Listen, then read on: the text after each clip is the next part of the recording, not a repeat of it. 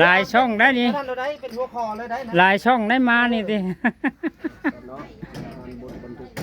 ช่องยูทูบ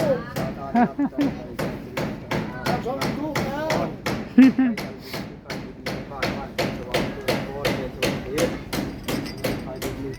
นะ ดังขึ้นเจ้า เราด้วยอายุ2 ปี13เราอาชีพงานปัจจุบันเป็นสว่าง2เช่าตูมอายุ23 ปี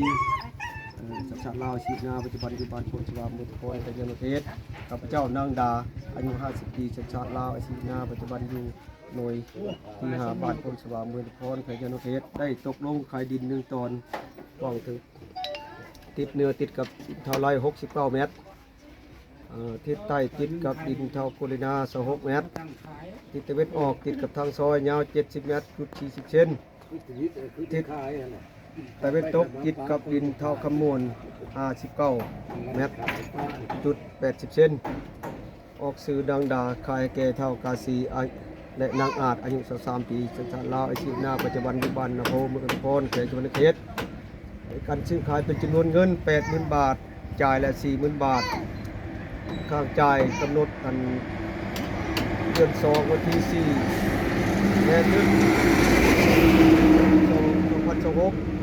และจ่ายกันร้อยแล้วนับแต่มือเซ็นสัญญาการซื้อขายนี้เป็นต้นไปสิทธิ์เด็ดขาดเป็นของผู้ซื้อขาดตัวผู้ขายบ่มีสิทธิ์ของเอาเป็นทุกประการใดข้าพเจ้าผู้ขายขอจะยืนว่าดินตอนนักกล่าวเป็นของข้าพเจ้าแท้หากมีการยุ่งยากเกิดขึ้นตามภายหลังข้าพเจ้าจะรับผิดชอบต่อระเบียบกฎหมายบ้านเมืองทุกประการ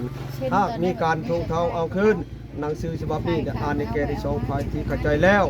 จึงพร้อมเพียงกันลงลายเซ็นไว้เพื่อเป็นหลักฐานยังยืนว่าบ้านพ้นสว่างยังยืนว่าลายเซ็นของผู้ขายและ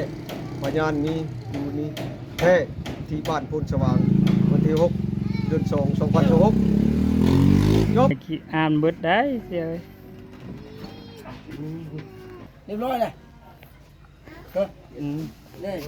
ไปเฮือนมาเอาไปแล้วไปเดี๋ยวว่ากันแล้วเรียกกัน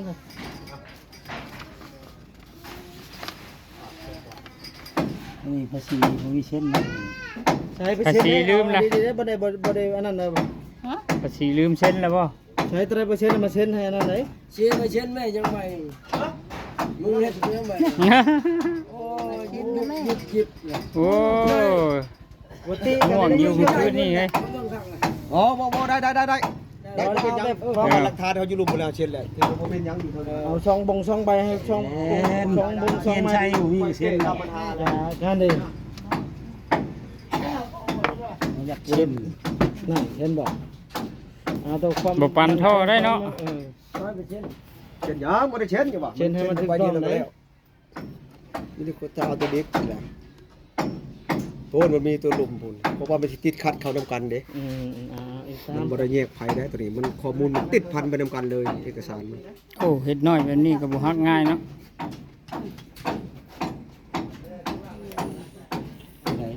นี่ไม่สิฮักถือๆอยู่มันน้อยเด้พวกเฮ็ดใหญ่มันเทียบแต่ฮักงามนายมืองามแล้วนายบ้านมื้อนี้ตายแน่สอนสิมึงยันดีเลยนี่ติจิหาแสงก่อนเนาะเงินประกอบทางน่ะสร้างทางนำเอามาเพิ่มไม่ใช่ม้วนเลยค่ะอ้วนอันนี้เส้นไม่ใช่